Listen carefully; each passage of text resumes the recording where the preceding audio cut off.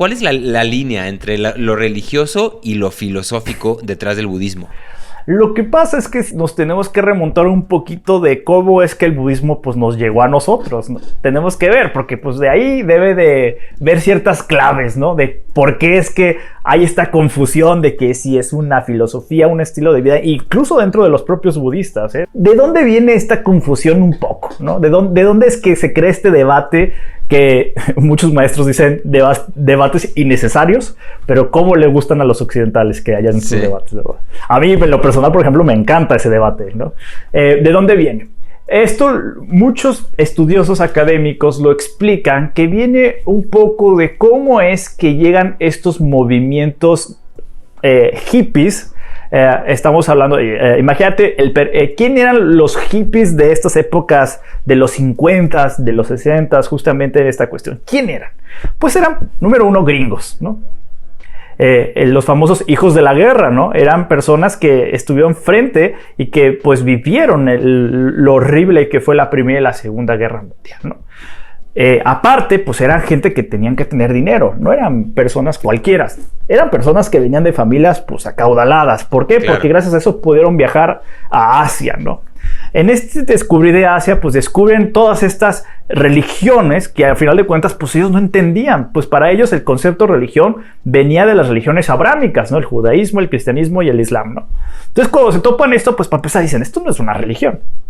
No, o sea, pues hay un chorro de dioses, estos ni tienen un dios, esta cuestión, toda esa cuestión. Entonces, todo esto es una maravilla, ¿no? Este descontento que había por parte de las religiones abrámicas, dijeron, pues vámonos de aquí, ¿no? Entonces, pues como buenos gringos consumistas, abrieron su bolsa espiritual y ya empezaron a agarrar chile, de mole, esto sí nos gusta, esto de aquí.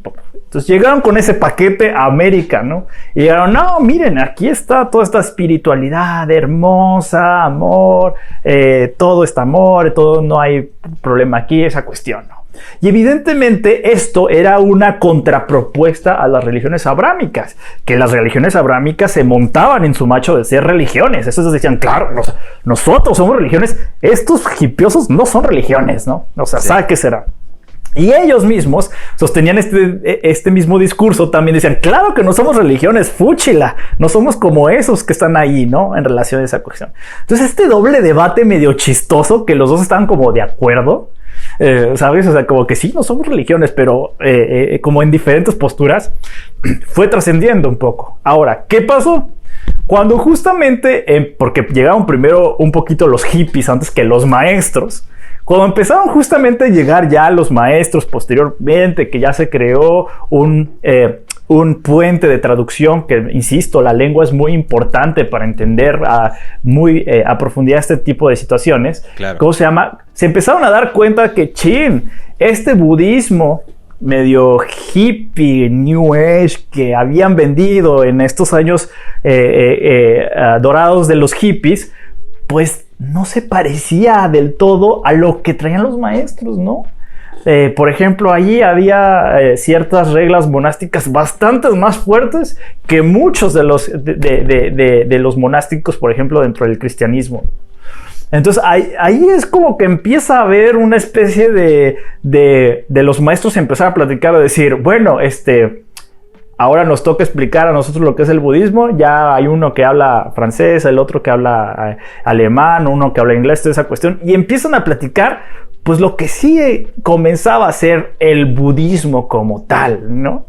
Okay. Entonces aquí empieza a haber una especie de transformación, porque había pues bastante círculos de muchos intereses, y también estoy hablando de monetarios, políticos, esa cuestión, donde pues intentan reinterpretar una especie de budismo. De hecho se habla como un budismo americano de cierta manera, ¿no? Donde escuchamos voces importantes, donde hacen acentos como la ciencia, ¿no? Ahí viene un poquito la influencia de la ciencia de la mente y esa cuestión. Hablar un poco del budismo es súper incluyente, toda esa cuestión, cuando pues realmente lo que estaban tratando de hacer es pues tratar de darle una visión al budismo para tratar de venderlo a Occidente, ¿no? Okay. Entonces cuando uno empieza a estudiar esto y se empieza a meter, pues uno se da cuenta que pues hay ciertas agendas un poquito en relación a toda esa cuestión y que hay cierta historia atrás de ciertos argumentos, ¿no? Por eso cuando a mí me llegan y me dicen, es que el budismo es un estilo de vida, yo siempre digo, pues es que decir que es un estilo de vida es ignorar y es como apartarte de lo que vive un budista, por ejemplo, en China o en Tailandia o en Sri Lanka, donde si tú te paras ahí en tu día con día a un budista de pie, tú te vas a dar cuenta que claro que tiene totalmente todas las características de una religión, ¿no? Completamente todas las características, ¿no? E incluso tú te vas a poder dar cuenta que hay muchas cosas cercanas del propio fervor que nosotros criticamos tanto a las religiones teístas que también se sostienen en este tipo de comunidades, ¿no? Entonces, el hecho de abrir los ojos frente a esta cuestión y decir, pues sí, a lo mejor, pues, la forma en como a mí me introdujeron el budismo es este budismo platicado para occidentales, pero la realidad de las cosas es que si tienes la oportunidad de viajar allá te vas a dar cuenta que claro que es una tradición religiosa. Yo siempre les digo, es mejor abrir mejor los ojos y abrazar estas contradicciones, porque parte de es una de las cosas que yo he aprendido en lo personal, parte del camino espiritual justamente es abrazar también parte de las contradicciones, ¿no? Entonces, este aspecto, como te digo, de que si es una filosofía, es una religión, yo siempre les digo, toda religión tiene en su contexto principios filosóficos, ¿no? A final de cuentas. Entonces, parte de esta cuestión del principio filosófico, ¿cómo se llama? La sostiene el budismo, claro, completamente, ¿no? A mí hay una explicación en lo particular que a mí me gusta dar mucho, como lo explicó el Dalai Lama, en relación a cómo se puede abordar al budismo.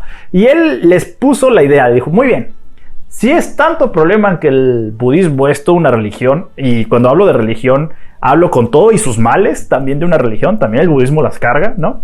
Dice, pero bueno, podemos decir que el budismo tiene 3 aristas para tomarlo, ¿no?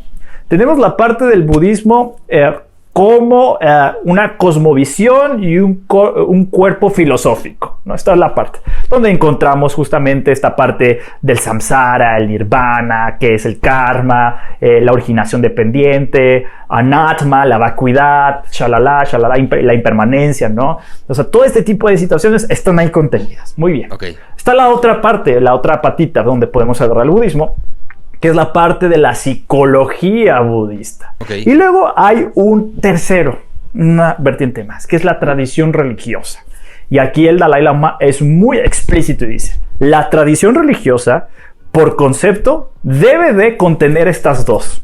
O sea, la tradición religiosa tiene tanto el aspecto filosófico y de cosmovisión, como también el aspecto psicológico de la meditación y toda esa cuestión, aunado, obviamente, a a prácticas propias de una tradición en específico, que si el budismo zen, si el budismo tibetano, que si bla, bla, bla, y toda esa cuestión, con sus aspectos devocionales. Entonces, esta es la forma en como el Dalai Lama lo explica perfectamente bien y a mí me tiene bastante tranquilo y es la forma en como la gente lo entiende mejor y dices, ok, entonces yo puedo acercarme al budismo por su filosofía, yo me puedo acercar al budismo por su aspecto de prácticas de meditación y toda esa cuestión de contemplación, por llamarlo así, o pues a mí me das todo el paquete, ¿no? Tanto el aspecto de esto y también la parte devocional, ¿no? Del budismo. Entonces así podríamos explicar a grandes maneras cómo podemos entender al budismo.